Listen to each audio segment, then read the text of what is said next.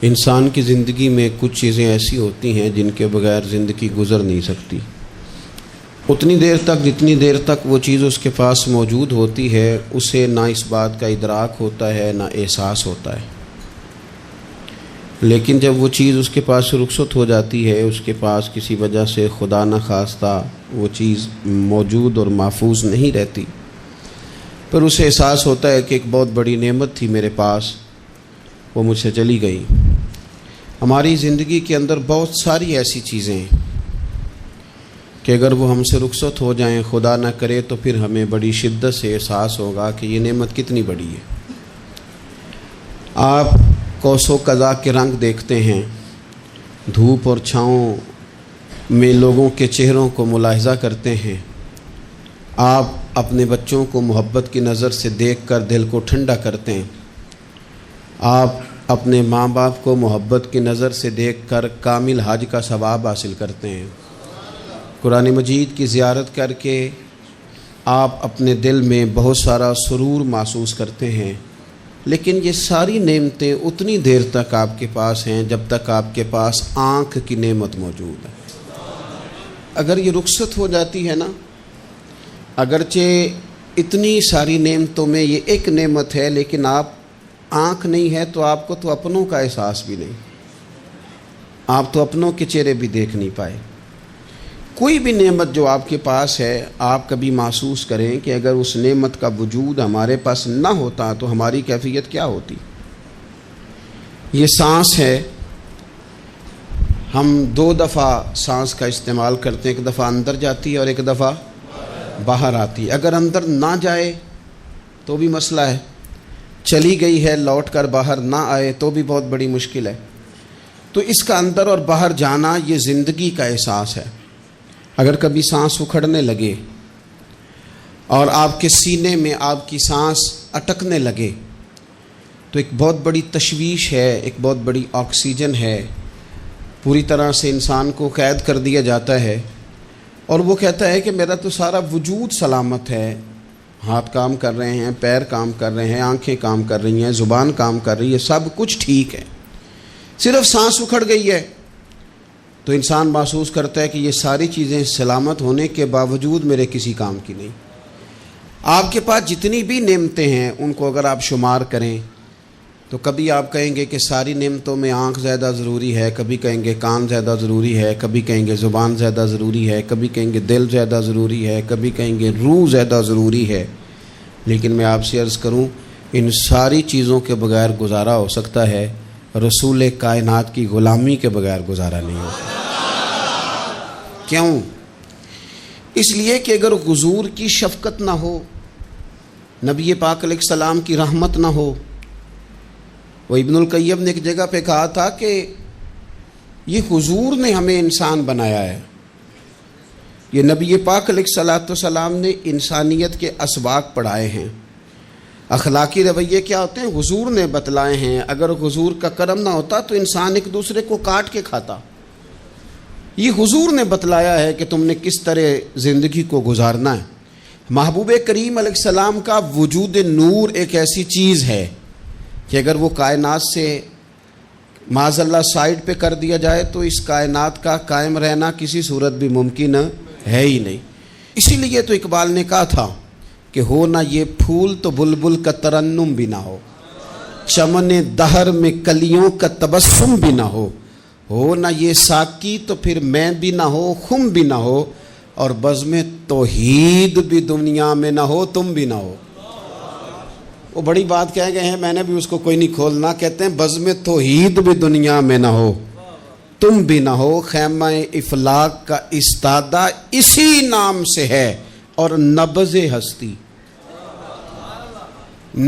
ہستی تپش آمادہ اسی نام سے ہے۔ تو اقبال پھر ہمیں کرنا کیا ہے؟ کہنے لگے کرنا آپ کو یہ ہے کہ قوت عشق سے ہر پست کو بالا کر دے اور دہر میں اسم محمد سے اجالا کر دے۔ یہ کرنے کا کام ہے، اس رستے پہ آپ چل پڑیں۔ میرے بھائی، پہلی امتوں کے آپ تذکرے پڑھ لیں، کتابوں میں موجود ہیں، سورہ اعراف کو دیکھ لیں، اس میں بہت ساری چیزوں کا تذکرہ کر دیا گیا ہے، اور بھی قرآن مجید کی بے شمار صورتیں ہیں، آپ ان کو دیکھ لیں، اس پر غور کر لیں۔ جب قومیں نہیں مانتی تھی، انکار کرتی تھیں، تو اللہ تبارک و تعالیٰ انہیں تباہ کر دیتا تھا۔ بات نہیں مانی، ختم ہو گئی۔ ایک مقصد ہے نا جس کے لیے کسی چیز کو بنایا گیا، تو مقصد تخلیق انسانیت کیا ہے کہ وما خلقت الجن والانس الا لیعبدون، جنوں اور انسانوں کو اللہ نے اپنی عبادت کے لیے پیدا کیا، اور ان کو جب عبادت کی دعوت دی گئی، جب انہیں پیغام دیا گیا اللہ تعالیٰ کی توحید کا، انہوں نے نہیں مانا، تو جس مقصد کے لیے بنایا تھا جب اس طرف ہی نہیں آئے۔ یہ پنکھا لگایا جاتا نا ہوا کے لیے، تو اگر پنکھا ہوا نہ دے تو اس کا کوئی چھت پہ کام ہے؟ اس کو اتار کے تو آپ سکریب والے کے پاس بھیج دیں گے، بھئی ختم ہو گئی بات۔ تو مقصد جو تھا نا اللہ کی عبادت تھی، تو جب قومیں اللہ کی عبادت کی طرف نہیں آئیں تو اللہ نے انہیں تباہ کر دیا اور صفحہ ہستی سے مٹا دیا۔ اللہ تعالیٰ کے پیارے محبوب علیہ السلام نے کفار مکہ کو، قریش کو، عالم عرب کو، عالم انسانیت کو دعوت دی، وداعیا الی اللہ باذنہ وسراجا منیرا۔ اس منصب پر فائز ہو کر حضور نے دعوت دی۔ جب انہوں نے دعوت کا انکار کیا، حضور نے انہیں عذاب سے ڈرایا، اللہ کے عذاب سے، چونکہ حضور نذیر ہیں۔ انہوں نے یہ کہا کہ اگر آپ کہتے ہیں نا کہ ہم پر عذاب آئے گا تو پھر آپ وہ عذاب لے آئیں، ہم پہ آئے۔ جب کوئی آدمی منہ سے تباہی مانگے، جب کوئی شخص اپنے منہ سے یہ کہے کہ کر لیں جو ہوتا ہے معاذ اللہ، تو اگر تو سامنے والا کمزور ہو تو شاید وہ کچھ نہ کر سکے، لیکن یاد رکھنا کئی دفعہ کمزور ہوتا ہے تو کچھ نہیں کرتا، تو کئی دفعہ مہربان بڑا ہوتا ہے، رحمان اور رحیم کئی دفعہ کرم نوازی کرتا ہے۔ جب انہوں نے کہا نا کہ لائیں وہ عذاب ہے محبوب جس کا آپ وعدہ کرتے ہیں، تو اللہ نے کیا فرمایا؟ فرمایا وما کان اللہ لیعذبہم وانت فیہم۔ محبوب رب کی یہ شان ہی نہیں کہ انہیں عذاب دے، کیوں؟ اس لیے کہ آپ ان کے درمیان موجود ہیں۔ اے محبوب علیہ السلام، اللہ کی یہ شان نہیں کہ انہیں عذاب دے اس حال میں کہ آپ ان کے درمیان موجود ہیں۔ آپ میری بات کو سمجھیں گے، غور کریں گے کہ کافروں کے درمیان اگر حضور موجود ہوں تو عذاب نہیں آتا، تو قیامت میں جب حضور مومنوں کے بیچ موجود ہوں گے،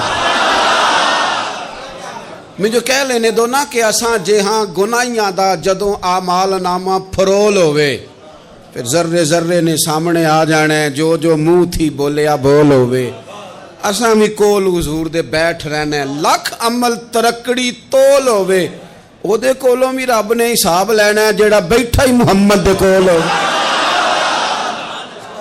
صلی اللہ تعالی علیہ وسلم، او دے کولوں بھی رب نے حساب لینا ہے جیڑا بیٹھا ہی محمد دے کول ہوئے، جس کو کہتے ہیں قیامت حشر، جس کا نام ہے، جس کو کہتے ہیں قیامت حشر، جس کا نام ہے۔ تیرے دیوانوں کے لیے وہ دن تو جشن عام ہے، زیارت ہوگی نا حضور کی، تیرے دیوانوں کے لیے وہ دن تو جشن۔ اور ایک شاعر نے اور بات کھول دی، کہنے لگا ہر نظر کانپ اٹھے گی محشر کے دن، خوف سے ہر کلیجہ دہل جائے گا۔ اچھا جی پھر کیا ہوگا؟ ہر نظر کانپ اٹھے گی محشر کے دن، آنکھیں پھڑ پھڑائیں گی، کانپیں گی اور کلیجے پھٹیں گے۔ منظر ہی ایسا ہوگا، انسان اپنے پسینے میں ڈبکیاں کھا رہا ہے، حساب کا وقت آ گیا ہے اور سورج سوا نیزے پہ ہے، زمین دہک رہی ہے، تو کہنے لگے ہر نظر کانپ اٹھے گی محشر کے دن، خوف سے ہر کلیجہ دہل جائے گا، پھر اوڑھ کر کالی کملی وہ آ جائیں گے، پھر اوڑھ کر کالی کملی وہ آ جائیں گے، پھر اوڑھ کر کالی کملی وہ آ جائیں گے، ہر نظر کانپ اٹھے گی محشر کے دن، خوف سے ہر کلیجہ دہل جائے گا، پھر اوڑھ کر کالی کملی وہ آ جائیں گے، سارے محشر کا نقشہ بدل جائے گا۔ میرے عزیز، حضور کے بغیر گزارا، نبی کریم کے بغیر کوئی چارہ، ہمارا کوئی سہارا ہی نہیں حضور کے بغیر، ہم کدھر جائیں سوائے محبوب کے۔ اس لیے نا صحابہ اس بات پر مطلع ہو گئے تھے، وہ نا بڑی بڑی دھیمی دھیمی باتیں پوچھتے رہتے تھے، اطلاع مل گئی تھی نا کہ اصل کرنا کیا ہے، تو جو رازدار لوگ ہوتے ہیں نا وہ پھر دھیمے دھیمے راز کی باتیں کرتے ہیں، حضرت انس بن مالک حضور کے خادم تھے. اماں نے دے دیا تھا حضور کی بارگاہ میں. کہتے ہیں میں 10 سال مدینے میں حضور کی نوکری کرتا رہا, تو قریب سے دیکھا تھا نا سارا کچھ. بہت ساری احادیث ان سے مروی ہیں, بڑی چیزوں کو دیکھا تھا. تو اب سیانے ہو گئے, باتیں سمجھ گئے, قریب رہنے والے لوگ. تو قربان پچھانن والے ہیں, تو گل جان گئے گل کھول دے نہیں. تو قریب پہنچ گئے تھے نا, تو سمجھ آ گئی تھی بات کی. تو ترمذی میں موجود ہے, ایک دن حضور سے پوچھتے ہیں یا رسول اللہ قیامت والے دن آپ کو کہاں تلاش کروں. یعنی حضور علیہ السلام سے پوچھتے ہیں حضور میں نا قیامت والے دن, بھئی بات تو یہ نا کہ اعمال ٹھیک کیا جائے, معاملات پر توجہ دی جائے, عبادات کا خیال کیا جائے, جو ہمارے ذمے ڈیوٹیاں ہیں وہ پوری کی جائیں. تو وہ کہتے ہیں حضور وہ قیامت والے دن کہاں تلاش کروں. تو حضور نے بھی نہیں فرمایا کہ تو اعمال ٹھیک کر, مجھے ڈھونڈنے کی کیا ضرورت ہے, کہاں ڈھونڈوں. تو حضور فرمانے لگے مسکرا کے فرمانے لگے, چونکہ قربان پچھانن والے ہیں تو اے گل جان گئے گل کھول دے نہیں. حضور علیہ السلام سے کہا یا رسول اللہ میں نہ قیامت والے دن کہاں تلاش کروں. تو حضور فرمانے لگے حوض کوثر پہ. یا رسول اللہ وہاں کیا ہوگا. تو فرمایا امت پیاسی آئے گی تو میں جام بھر بھر کے پلاؤں گا, میں جام بھر بھر کے پلاؤں گا. ایسا کہ تیری خیر تیرے میں کدے کی خیر, ایسی پلا کہ جس کا نشہ عمر بھر رہے. اور ایک نے کہا تھا کہ طیبہ سے منگائی جاتی ہے, سینوں میں رچائی جاتی ہے, توحید کی میں پیالوں سے نہیں نظروں سے پلائی جاتی. حضور صلی اللہ علیہ وسلم نے فرمایا حوض کوثر پہ بھی جام پلائیں گے. سیانے بڑے تھے حضرت انس, اور بھلا ہمارا کر رہے تھے. یہ حضور سے پوچھ کے نا تو ہمیں ایڈریس بتا رہے ہیں, کیونکہ حدیث روایت کر دی نا تو ہمیں ایڈریس سمجھا دیے, پتے بتا دیے کہاں پہنچنا ہے, ساری جگہ سمجھا دی. چلیں جدید دور آ گیا ہے, انہوں نے لوکیشن بتا دی کہاں کر کے نا کس جگہ جا کے سٹاپ کرنا ہے کام. یا رسول اللہ وہاں ملاقات نہ ہوئی تو حضور نے فرمایا پھر پل صراط پہ آنا. یا رسول اللہ وہاں کیا ہوگا. فرمایا امت گزر رہی ہوگی اور میں دعائیں مانگ رہا ہوں گا, رب سلم امتی رب سلم امتی, یا اللہ میری امت کو سلامتی سے گزار دے. تو وہاں آ جانا, میں دعائیں وہاں مل جاؤں گا. قربان جائیں.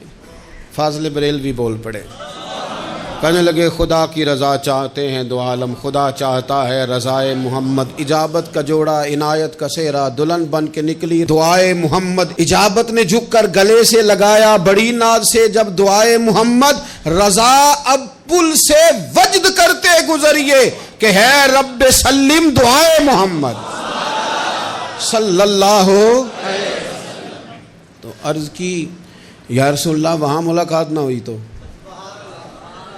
میں نے کہا وہ ہمیں لوکیشن سمجھا رہے تھے, انہیں تو پتا تھا پہلے ہی.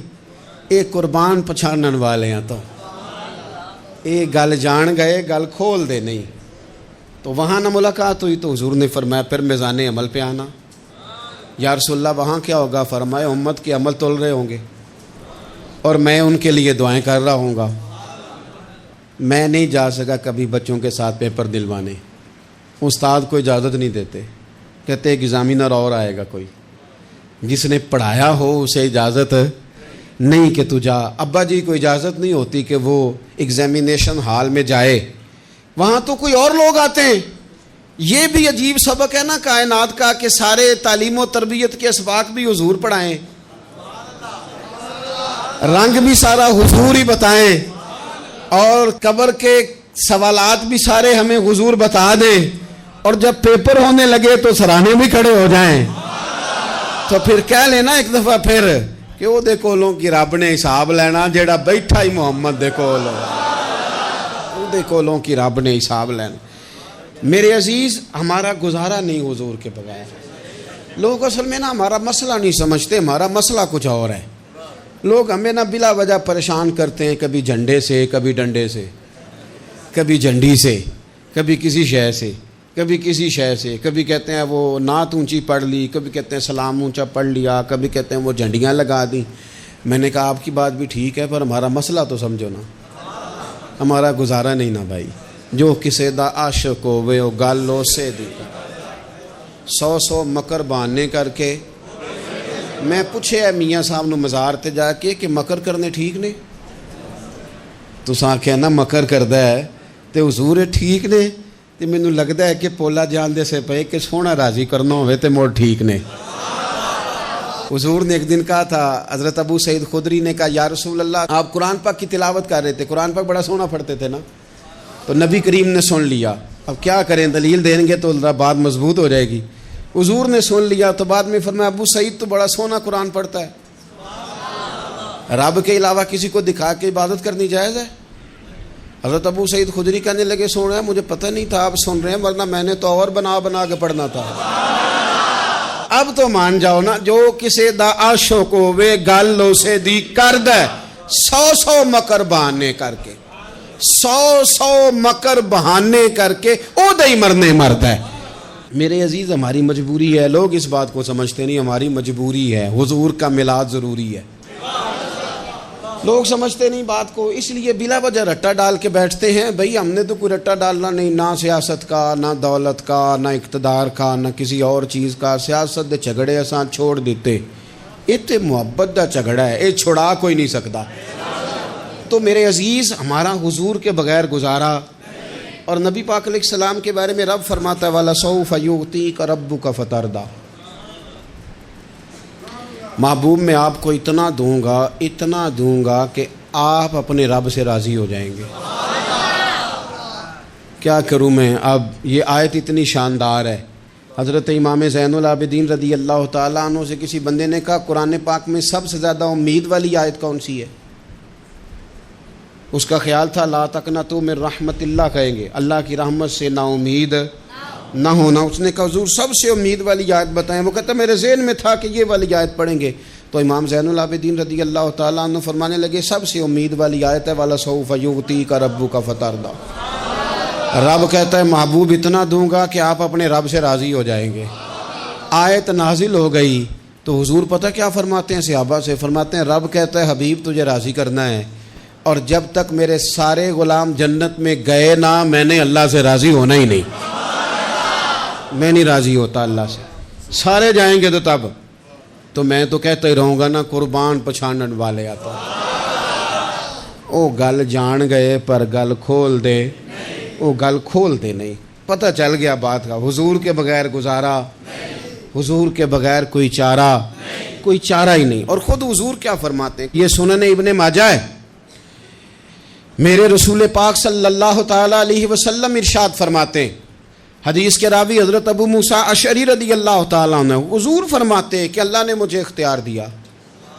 یا رسول اللہ کس بات کا؟ فرمایا رب نے اختیار دیا میں چاہوں تو آدھی امت بغیر حساب کے جنت چلی جائے، اور میں چاہوں تو اللہ سے اختیار لے لوں کہ یا اللہ مجھے شفاعت کا حق دے، میں سفارش کرتا جاؤں اور تو انہیں معافی دیتا جائے، یہ مجھے اختیار دیا اللہ تعالیٰ نے۔ تو حضور کیا فرماتے ہیں؟ فرماتے ہیں وہ آدھی امت والا سودا نہیں میں نے قبول کیا، میں نے نہ شفاعت لی ہے کیونکہ یہ عام تر ہے اور یہ کفایت کرنے والی ہے، یہ عام بھی ہے اور کفایت کرنے والی بھی ہے۔ اور حضور نے یہ لفظ کہے، یہ سنن ابن ماجہ کتاب الزہد دیکھیے گا، اس میں روایت مل جائے گی۔ حضور فرماتے ہیں یاد رکھو تمہارا کیا خیال ہے کہ میری یہ شفاعت پرہیزگاروں کے لیے؟ خود جملہ استفہامیہ سے بات کرتے ہیں، تمہارا کیا خیال ہے کہ میری یہ شفاعت جو قیامت میں میں سفارش کروں گا تو پرہیزگاروں کی کروں گا؟ حضور فرماتے ہیں نہیں، میں قیامت میں گناہ گاروں کی سفارش کروں گا، میں گناہ گاروں کی سفارش کروں گا، گناہ گاروں کے لیے عرض کروں گا اللہ کی بارگاہ میں۔ کچھ دن پہلے میں کہیں پڑھ رہا تھا کسی کا مضمون، اس نے تشبیہ کس طرح کی دی ہے مجھے پتہ نہیں، لیکن لکھ دی بات، کہنے لگے ایک وکیل ہوتا ہے ایک شفیع ہوتا ہے، ایک وکیل ہوتا ہے ایک، حضور وکیل نہیں ہمارے، حضور ہمارے شفیع ہیں، شفاعت کرنے والے ہیں۔ وکیل یہ کہتا ہے جج صاحب سے کہ یہ جس کا میں وکیل ہوں نا اس نے نا غلطی کوئی نہیں کی، اسے معاف کر دیں۔ وکیل یوں بحث کرتا ہے، کہتا ہے اس نے کیا ہی نہیں، جرم معاف کریں۔ اور جو شفیع ہوتا ہے نا وہ کہتا ہے مالک اس نے سارے کیے، تو میرے آنے کی لاج رکھ اور اسے معاف کر دے۔ یہ وکیل اور شفیع کا یہ فرق ہوتا ہے کہ شفیع کہتا ہے سونیا سارے کیے ہیں، بڑے بڑے پاپ کیے ہیں، پر میں جو آ گیا ہوں تو مہربانی کرنا معافی دے دے۔ میرے عزیز، حضور کے بغیر کہیں بھی گزارا نہیں ہے۔ ہم نے نا جب یہ بات سمجھ لی، اور پتہ ہے نبی کریم صلی اللہ علیہ وسلم نے آگے بڑھ کے خود بھی کئی مقامات پر اس بات کو کھول کر مختلف انداز میں بیان کیا۔ حضرت عبداللہ ابن عباس رضی اللہ تعالیٰ عنہ کی روایت آپ دیکھ لیں، یہ آپ کو مستدرک میں ملے گی۔ حضور صلی اللہ علیہ وسلم فرماتے ہیں قیامت کے دن اللہ تعالیٰ انبیاء کے لیے نور کے ممبر بچھائے گا، ہر نبی ممبر پہ بیٹھ جائے گا، ہر پیغمبر علیہ السلام اپنے ممبر پہ جلوہ فروز ہو جائیں گے، ہر پیغمبر۔ لیکن حضور فرماتے ہیں میرا ممبر خالی ہوگا۔ یا رسول اللہ صلی اللہ تعالیٰ علیہ وسلم آپ کا ممبر کیوں خالی ہوگا؟ حضور فرماتے ہیں میں ممبر چھوڑ کے رب کی بارگاہ میں کھڑا ہو جاؤں گا، اور اس ڈر سے کھڑا ہو جاؤں گا کہیں ایسا نہ ہو کہ میں جنت میں چلا جاؤں اور میری امت رہ جائے۔ میں اپنی امت کی سفارش کروں گا، رب میری امت کی سفارش قبول کرے گا۔ فرماتے ہیں میں اتنی سفارش کروں گا، اتنی سفارش کروں گا کہ جہنم کا دروغہ مجھ سے کہے گا کہ محبوب کمال ہو گئی، آپ نے تو اپنا کوئی غلام دوزخ میں رہنے نہیں دیا، سارے آپ نے نکال دیے۔ کسی شاعر نے بڑی خوب بات کی تھی، اس نے کہا تھا کہ یاد رکھو قیامت کا جو دن ہے نا، یہ قیامت کا دن دراصل ہمارا وقت ہوگا خاص، جب ہم نبی پاک صلی اللہ علیہ وسلم کی بارگاہ میں جائیں گے تو ہمیں سمجھ آ جائے گی کہ دنیا میں ہم نے کئی دوستیاں لگائی تھیں پر جھوٹی لگا بیٹھے۔ ایک دوستی سچی ہے جو مدینے والے کی ہے، وہ کہتے ہیں محمد بوٹیا جھوٹا ہی جاگ سارا، اے سچیاں مدینے والے دیاں یاریاں، سچیاں مدینے والے دیاں۔ تو نبی پاک صلی اللہ علیہ وسلم کے بغیر نہ دنیا میں گزارا ہے، نہ قبر میں گزارا ہے، نہ آخرت میں گزارا ہے۔ اب ایک سبق ہے، وہ سبق بھی آپ نے ضرور یاد کرنا ہے۔ جس شخصیت کے بغیر ہمارا گزارا نہیں، نہ قبر میں، نہ حشر میں، نہ پل صراط پہ، نہ میزان عمل میں، نہ حوض کوثر پہ، تو ہمارا ان کے بغیر دنیا داری میں گزارا کیسے ہو جاتا ہے؟ ہمارا تجارت بھی حضور سے سیکھیں، گھرداری بھی حضور سے سیکھیں، شادی بیاہ کے طریقے بھی حضور سے سیکھیں۔ جب گزارا نہیں حضور کے بغیر تو پھر زندگی کے سارے سلیقے حضور سے سیکھیں، پھر ادھر ادھر جانے کی ضرورت ہے۔ حضور کی سیرت کو پڑھیں، سوانے کو پڑھیں، حیات مبارکہ کا مطالعہ کریں۔ یہ جو ہم میلاد کا جلوس لے کے نکلتے ہیں نا، جب ہم نے نا بہت ساری چیزوں کو سطحی سا سمجھ لیتے ہیں معاذ اللہ بعض اوقات۔ یہ جب ہم میدان میں نکلتے ہیں نا، میلاد کے جلوس میں حضور کے نام کا نعرہ لگاتے ہیں، تو ہم نہ للکارتے ہیں اس نظام کو جو نظام حضور سے پہلے تھا۔ امیر غریب کی تقسیم تھی، ذات برادری کی تقسیم تھی، چھوٹے بڑے کی تقسیم تھی، گورے کالے کی تقسیم تھی۔ ہم جب میدان میں نکل کے نعرہ لگاتے ہیں تو ہم اس نظام کو للکارتے ہیں، ہم کہتے ہیں وہ نظام نہیں چلے گا، اب حضور کا میلاد ہو گیا ہے۔ اب نظام وہ ہے کہ جس پلیٹ میں ابو بکر صدیق کھانا کھائیں گے اسی میں بلال حبشی بھی کھائیں گے۔ اب نظام وہ ہے کہ اگر غریب آدمی جرم کرے گا تو سزا ملے گی، تو اگر گورنر کا بیٹا جرم کرے گا تو سزا اسے بھی ملے گی۔ اب حضور کا نظام آ گیا، ہم اس نظام کی طرف بڑھتے ہیں۔ اپنے آپ کو حضور کے قدموں کی طرف مائل کریں۔ میلاد صرف 1 سے 12 ربیع الاول تک نہیں، میلاد سارا سال ہے، ذکر میلاد سارا سال ہے، میلاد کی محفل سارا، اور میلاد صرف مسجد میں نہیں، گھر میں بھی ذکر میلاد، دکان میں بھی ذکر میلاد۔ ذکر میلاد سے مراد حضور کی تعریفیں، نبی پاک کی شانیں، حضور کی باتیں، آ میرے دل آمنہ کے لال کی باتیں کر، چہرہ والشمس کے اجلال کی باتیں کریں۔ اپنی طبیعتیں حضور کے ساتھ لگائیں، اپنے آپ کو حضور کے قدموں سے وابستہ کریں اور عشق کریں نبی پاک سے۔